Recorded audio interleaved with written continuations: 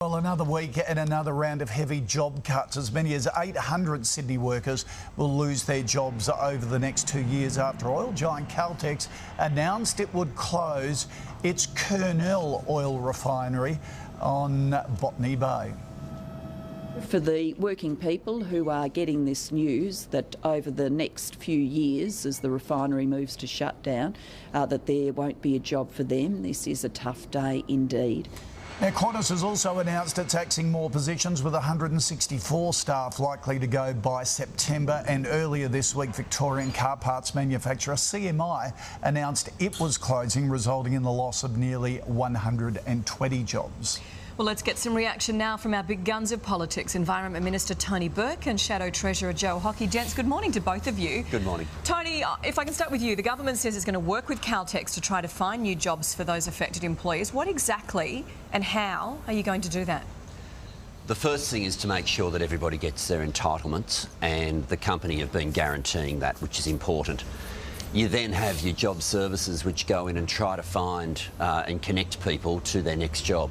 And you know, the fact that there's a good employment market at the moment is really important with that. But you also want to make sure that you match people as closely as possible to the skills and the experience they've got. And that often, for some people, involves levels of retraining as well. So they're the forms of engagement. I'm obviously for both Qantas and for Kurnell, because of where my electorate is, my part of Sydney, there's a lot of families affected by this, and you know, it's a difficult time for people. So when you're dealing with these challenges, you'd rather be dealing with it at a time when you've got a strong employment market. Yep. There's lots of countries in the world at the moment which have got the same sorts of stories without new jobs to go to. So you just try to make those connections as best you can. But Joe, it is a strong employment market in the West, which is sort of skewing the averages. Not so much on the East Coast, though. Well, that's right, Koshy. There is some structural change in the Australian economy at the moment. I'm not going to pretend otherwise. It's also the case that things are getting a little tougher with a carbon tax and a few other things in place that are unnecessary at this time. But I'm over here in Perth, and when I got off the plane and went to collect my baggage, there's a big sign there: if you want a job, call this number and come and work at the Wheatstone project. And I'd say, you know, it's no great comfort to people, but if you want jobs, go west. Go West Australia, because over here, mate, I've got to tell you, they're all looking for workers. Yeah, well, hopefully, Tony, that'll be the next stage, and I guess we've got to do all we can to make sure everybody's aware of that information if they want to. But gee, help them in the meantime with all the industries that are suffering. Yeah. The other topic, gents, I want to talk to you about is earlier this week, 7 News revealed a secret plot to reinstate Kevin Rudd as leader if Labor's fortunes don't turn around in the next couple of months. Tony, have you been involved in any discussions regarding a leadership reshuffle? Oh, absolutely not. Absolutely not. And yeah, I think you understand my frustration with it all. I've been giving the same answer all term. It's been my view that at the next election, it'll be between Julia Gillard and Tony Abbott. That's always been my view. It's still my view. And, yeah, I mean, a really simple example. We talked about a moment ago about jobs in Sydney. I made an announcement 2 days ago out at the University of Western Sydney about 350 new jobs out there.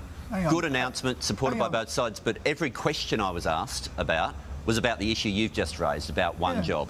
And so you've got all the backbenchers who are staring down the face of being out of a job, probably including you as well, if you keep Julia Gillard in the leadership position.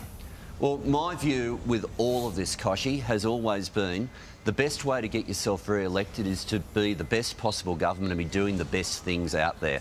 Now, I've just given you an example, squarely on the jobs front, of something that I'm quite passionate about in job creation. Now, you know, I'm getting the chance now, and I'm grateful for it, for people to know about that.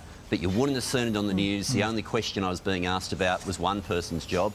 And as long as there's a party, that's the only conversation that we're involved with, then you get the reaction you get. All right, Joe, the Prime Minister's numbers are way down, as are the opposition leaders, Tony Abbott's. I know there's a bit of a grassroots campaign at the moment to possibly unseat him and prevent him from being our next Prime Minister. A few names have been bandied around. One of them has been yours. Have you been approached? No. No, and Tony Abbott will be the leader of the Liberal Party and will be the next Prime Minister, I hope. And I strongly support him. He has my unqualified support. And I'd just say to you, it's not the general public and journalists that are speculating about Labor leadership. It's in fact people like Joel Fitzgibbon and people in their own ranks that are actually trying to undermine Julia Gillard. Now, I know Tony Burke is a big fan of Julia Gillard's. He is her #1 card carrier.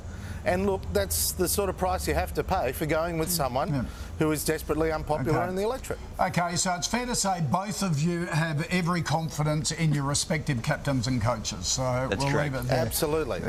Great. All right. Thank you for that, gentlemen. Have a great weekend. See ya.